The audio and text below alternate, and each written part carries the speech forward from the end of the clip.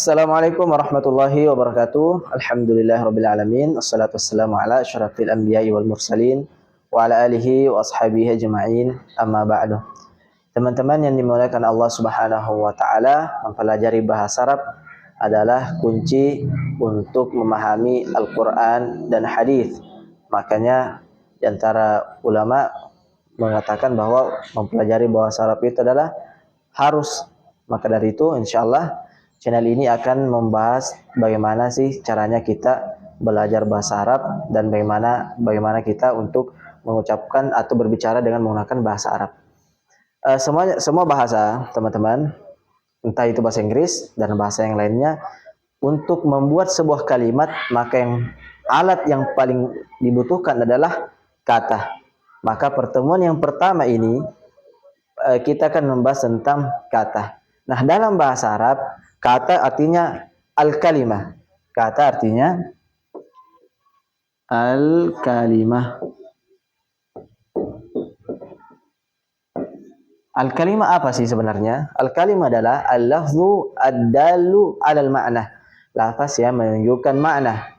Dan kalimat itu memiliki 3 jenis. Yang pertama ada namanya ismun. Namanya ismun. Kemudian yang kedua ada namanya fi'lun. Kemudian yang terakhir ada namanya harfun. Nah, kita bahas dulu apa sebenarnya isim. Isim itu termasuk di dalamnya nama benda, termasuk juga kata sifat, termasuk nama hewan, warna, dan masih banyak lagi. Dan untuk mengetahui isim, tentu kita perlu yang namanya ciri-cirinya. Supaya ketika kita membaca sebuah kalimat, kita tahu yang mana sih sebenarnya isim pada kalimat tersebut.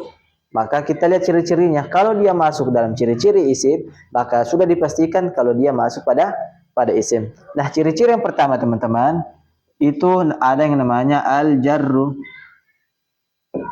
Al-jarru. Nah, al-jarru juga bisa diartikan sebagai kasroh.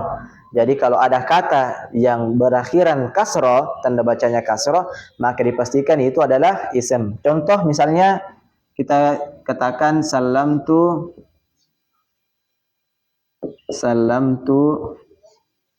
ala Muhammadin. Salamtu ala Muhammadin. Kita lihat dari kata ini, salamtu ala Muhammadin, artinya saya memberi salam atas Muhammad. Kita lihat mana sih sebenarnya kata yang tanda bacanya kasroh atau jar. Ternyata yang memiliki tanda baca jar adalah Muhammad. Tanda bacanya jar. Sehingga dapat dipastikan Muhammad masuk pada kategori isim. Kemudian yang kedua, teman-teman, ciri-ciri yang kedua adalah at-tanwinu. At-tanwinu. At-tanwinu. Nah, at-tanwinu ada 3 bentuk. An, in, dan terakhir un. Contohnya Ja'a rajulun. Artinya seseorang telah datang. Kita melihat dari ja'a rajulun yang mana kata yang memiliki tanda baca tanwin. Kalau kita melihat ternyata yang memiliki tanda baca tanwin adalah rajulun. Sehingga dapat dipastikan rajulun itu masuk dalam kategori isim. Nah, kemudian ciri yang terakhir, ciri yang ketiga, tentu masih banyak cirinya, namun kita tulis 3 saja cirinya. Ya, yang terakhir adalah alif wal lam. Alif wal lam. Nah, salah satu kekhususan isim itu dia mampu dimasuki alif wal lam. Tentu saja ada beberapa yang tidak dimasuki. Contohnya Muhammad. Nama tidak bisa dimasuki alif wal lam. Misalnya Al-Muhammad tidak bisa. Maka namun selain itu bisa. Misalnya rajulun. Rajulun itu adalah isim. Karena dia isim, maka dia bisa dimasuki alif dan lam. Contohnya Ja'a ar-rajulu.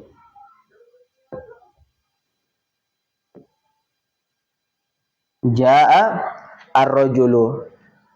Nah, ini khususnya yang kita sebutkan. Kalau rojulun, karena dia isim, dia boleh dimasuki alif dan lam.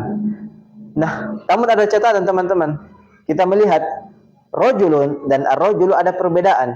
Kalau isim yang tidak dimasuki alif dan lam, itu tanda bacanya tanwin. Tanda bacanya tanwin. Tapi kalau dia dimasuki alif wal lam, maka tanwinnya dihapus. Menjadi tidak tanwin lagi. Misalnya ja'a ar-rajulu, dari rojulu menjadi ar-rajulu. Nah, ini dari beberapa ciri-ciri isim. Nah, kemudian fi'lun artinya kata kerja. Nah, fi'lun juga terbagi atas 3. Pertama, fi'lu al-madhi. Fi'lu al-madhi. Kedua, fi'lu al-mudhari. Kedua, al-mudhari.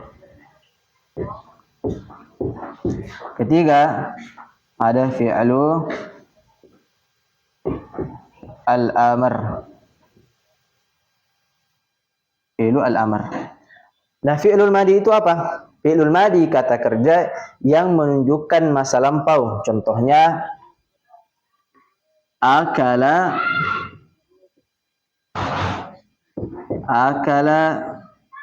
Zaidun. Akala Zaidun. Artinya Zaid telah makan. Kata kerja akala itu menunjukkan kata kerja masa lampau.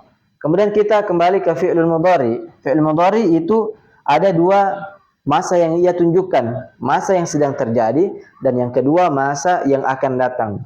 Contohnya kita tulis ya'kulu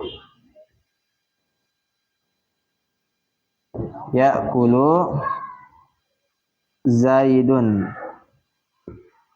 Ya'kulu Zaidun.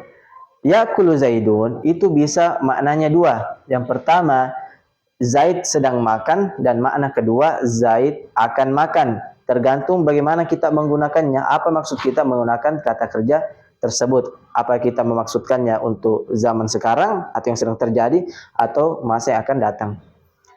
Nah, dari fi'il madhi dan fi'il mudhari teman-teman, kita bisa melihat ternyata ada perbedaan dari segi huruf. Nah, bagaimana cara kita mengubah dari fi'ilul madhi, kata kerja yang menunjukkan masa lampau, menjadi fi'ilul mudhari, kata kerja yang menunjukkan masa yang sedang terjadi atau masa yang akan datang. Ternyata kita cuma menambahkan huruf ya. Contohnya, kita ambil contoh yang lain, misalnya syaroba.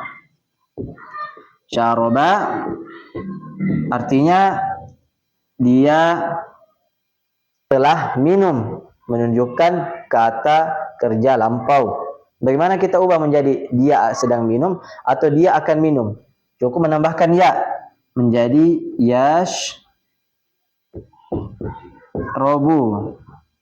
Menjadi yashrobu. Ada tambahan ya. Jadi menjadi syaroba yashrobu fi'lul madhi, dan fi'lul mudhari penambahannya adalah huruf ya. Kemudian yang ketiga teman-teman, ada fi'lul amr. Fi'lul amr itu artinya kata kerja perintah. Contohnya kita ambil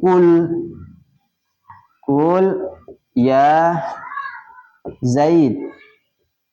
Kul ya Zaidu. Makanlah wahai Zaid. Dan insyaallah penjelasannya akan ada pada pertemuan-pertemuan yang akan datang.